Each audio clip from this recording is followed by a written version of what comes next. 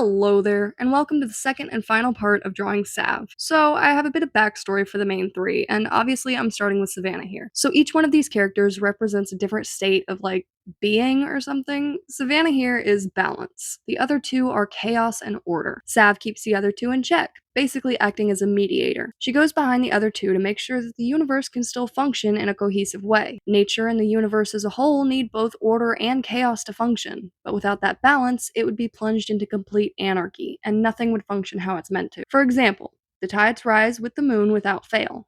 That's order. However, those tides can cause flooding, beached animals, shipwrecks, and erosion.